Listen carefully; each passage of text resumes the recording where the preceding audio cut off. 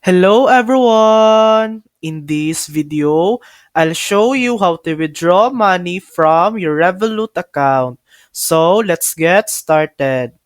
First, open the Revolut app on your phone and log in to your account. Once you're in, tap on the transfers option at the bottom of the screen.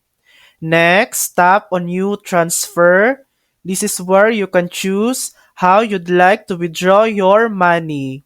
If you want to move the money to your personal bank account, tap on Bank Recipient. Enter your bank details such as your IBAN or account number, then tap Proceed. Revolut will now process your withdrawal and your money will be sent to your chosen bank account. It usually takes a short time, depending on your bank's processing speed.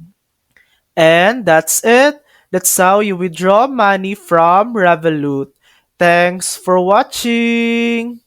If this video helped you, please like and subscribe for more helpful tutorials.